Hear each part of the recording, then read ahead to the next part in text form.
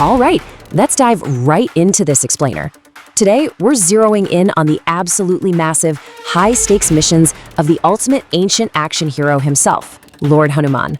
We're gonna skip right past the origin story today, the basics, and plunge straight into the thrilling, blockbuster-style heroics of his adult life, pulling all this straight from epic texts like the Ramayana. Because really, you gotta ask yourself, what actually happens when absolute devotion gets armed with the power to level mountains, cross entire oceans, and literally conquer the underworld? Usually, when we think of epic heroes, we picture brute strength or glowing magical weapons. But Hanuman, he's completely unique. His invincibility is totally anchored in his absolute devotion to Lord Rama. And when you take that level of pure, selfless loyalty and arm it with earth-shattering superpowers, yeah, you get an unstoppable force of nature. So, let's look at Phase 1, the infiltration. Our story kicks off with this incredibly high-stakes mission to rescue Princess Sita, who's been abducted by the demon king Ravana and locked away in the island fortress of Lanka. Hanuman is part of a scouting party that hits a literal dead end at the ocean, well, until he's reminded of his dormant powers. And guys, what follows is definitely not just some simple jump across the water. It's actually this rapid-fire succession of mid-air intercepts. He launches from the mainland with the literal force of a mountain, but mid-flight, he has to outwit Sarasa, the mother of serpents, by expanding his body massive and then instantly shrinking down to dart right through her mouth. Then, he faces off against the demoness Samhita, who tries to trap him by literally grabbing his shadow. He defeats her too, and finally makes landfall deep in enemy territory. What's truly wild here is the sheer versatility of his powers. In these epic stories, Hanuman possesses what's called the Kama Rupan ability, basically the power to change his size completely at will. So he goes from being this mountain-sized titan soaring through the clouds to literally the size of a tiny ant. And he does this just to execute some serious stealth espionage right through the heavily guarded gates of Ravana's citadel. It's like the ultimate spy infiltration. He actually pulls it off, sneaking into the Ashoka Grove, finding Princess Sita, and safely delivering Rama's signet ring to her. But here is where we hit a massive turning point. After finding her, we get this glimpse into his thought process directly from the Valmiki Ramayana, and it marks the exact moment Hanuman decides to just shift gears entirely. He thinks to himself, which act indeed is remaining that may further create anguish to these demons? You realize right there, he is completely done with stealth reconnaissance. It's time for full-blown sabotage. Which brings us to Phase 2, the tactical inferno. Now, Hanuman isn't just causing chaos for the fun of it. He's incredibly calculating. He's trying to test the enemy's military response and honestly, deliver a message they'll never forget. His capture? Entirely deliberate. First, he totally wreaks havoc in the grove, which forces the guards to attack him. He ends up actually slaying Ravana's own son, Akshay Kumara, in combat. Then, when the Crown Prince Indrajit fires the ultimate Brahmastra weapon at him, Hanuman intentionally just lets himself get caught. Why do that?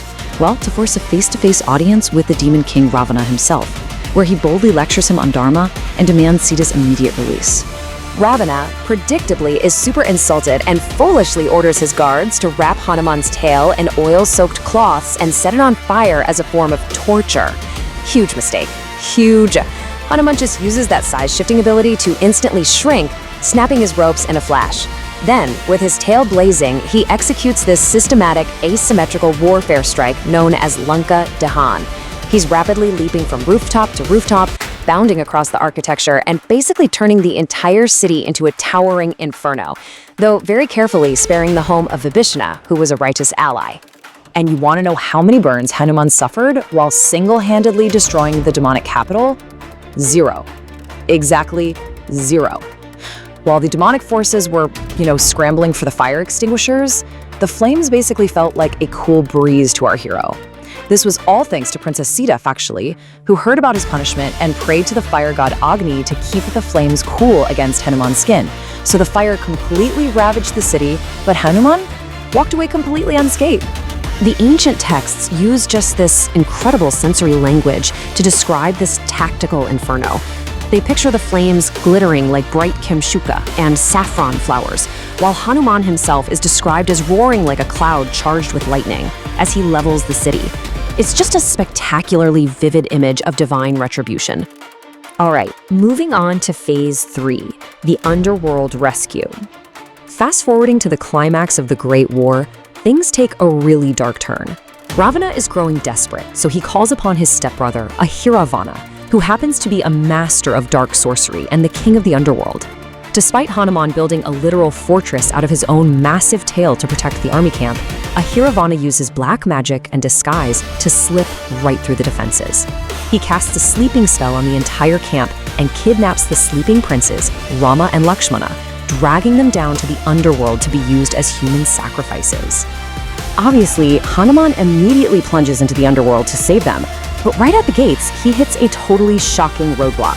Hanuman, who is famous for being a lifelong celibate warrior, has to duel the guard of the underworld, Makardhwaja. And get this, the guard turns out to be his own son.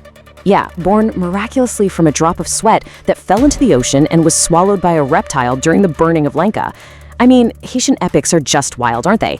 So, father and son duel, but Hanuman quickly neutralizes him, with compassion actually, so he can press forward.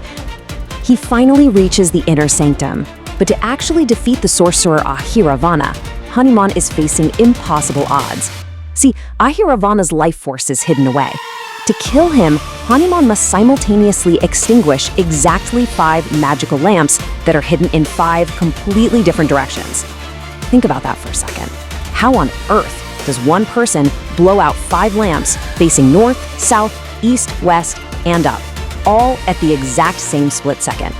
That brings us perfectly to Phase 4, the 5-faced strike. To overcome the sorcerer's curse, Hanuman literally taps into his ultimate esoteric form. He manifests 5 divine faces, looking in all directions at the exact same time.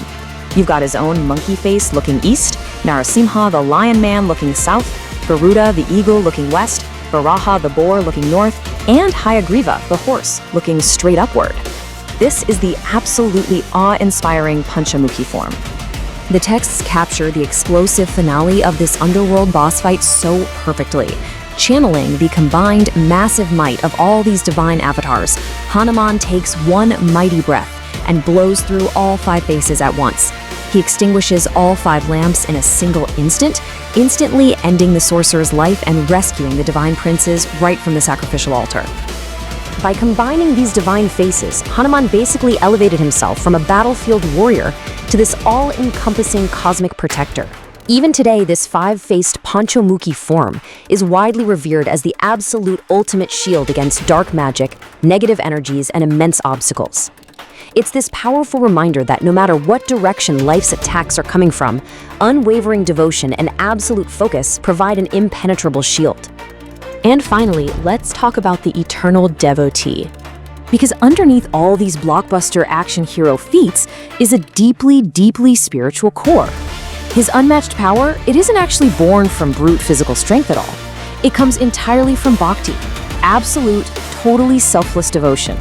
The texts tell us that because his actions are always aligned with Dharma, and his loyalty to Lord Rama is just so pure, he essentially becomes an invincible vessel for divine will.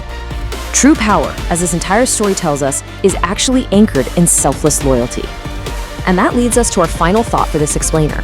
For his unparalleled service, Rama blessed Hanuman to be a Chiranjeevi, an immortal being who will literally live on Earth until the end of the universe itself. So as a being who is blessed to be present wherever the story of Rama is told, where in the world do you think history's greatest action hero is watching from today? I'll leave you with that provocative thought to ponder. Thanks for diving into this explainer with me.